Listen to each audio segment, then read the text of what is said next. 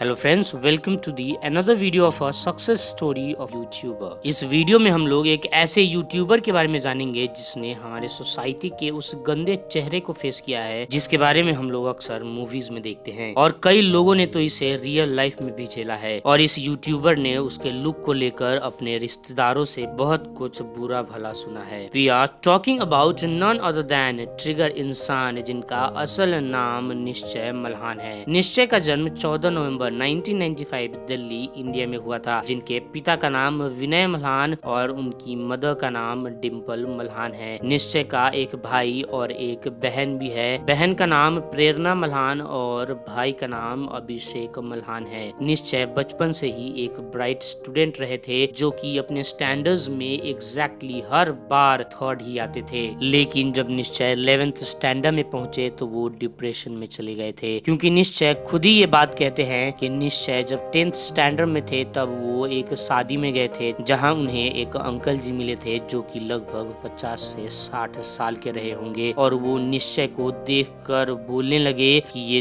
तो बिल्कुल लड़की की तरह दिखता है। और हद तो तब हो गई जब उन अंकल जी ने निश्चय को सभी रिश्तेदारों के सामने ये बात बोलने लगे कि ये तो बिल्कुल एक लड़की की तरह दिखता है। और निश्चय बताते हैं कि वो उस समय रोने लगे थे। और दोस्तों, क्या आप जानते हैं कि इस चीज को चाइल्ड एब्यूज कहा जाता है, जिसकी वजह से हमारे भारत में हर साल कई बच्चे डिप्रेशन का शिकार हो जाते हैं। तो अगर आगे से कोई ऐसा करता दिखे तो उस व्यक्ति को जरूर टोके, क्योंकि किसी की इन्हीं हरकतों की वजह से किसी बच्चे का भविष्य खराब हो सकता है। तो हम लोग कहाँ थे?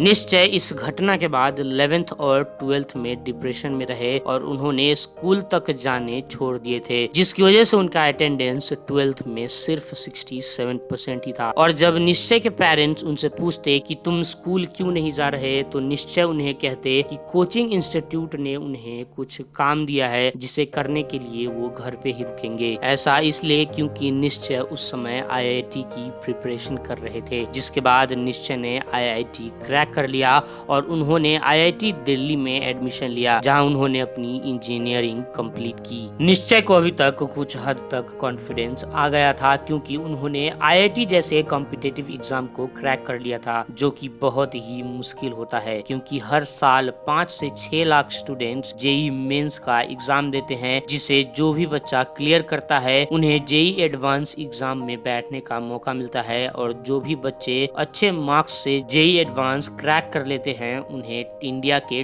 टॉप आईआईटी इंस्टीट्यूट में पढ़ने का मौका मिलता है। और इंडिया में टोटल आईआईटी गवर्नमेंट सीट 16,234 हैं। तो सोचिए दोस्तों, निश्चय कितने इंटेलिजेंट रहे होंगे। इसके बाद अब निश्चय के लाइफ का एक नया चैप्टर शुरू होने वाला था, जो कि था कॉलेज लाइफ, जिसका ख्वाब आज के समय में भी कई लाखों स्टूडेंट्स देखते हैं, लेकिन खराब फाइनेंशियल बैकग्राउंड होने की वजह से उन्हें अपना सपना छोड़ना पड़ता है। तो निश्चय अब कॉलेज में थे, जहां उन्होंने फर्स्ट ईयर बहुत ही आराम से निकाल लिया, क्योंकि फर्स्ट ईयर में जो हम लोग 11th या 12th में पढ़ते हैं उसी के बराबर का सिलेबस होता है। लेकिन अब निश्चय पहुंचे अपने कॉलेज लाइफ के सेकेंड ईयर में, जहां उनके रूममेट ने उन्हें पहली बार डोटा 2 गेम से इंट्रोड्यूस करवाया, जिसके बाद निश्चय उस साल केवल अपनी असाइनमेंट करते और डोटा 2 गेम खेलते रहते थे, क्योंकि जो सब्जेक्ट निश्चय ने चूज किया था उसमें कोई एग्जाम नहीं होता था, बस होती थी तो सिर्फ असाइनमेंट्स,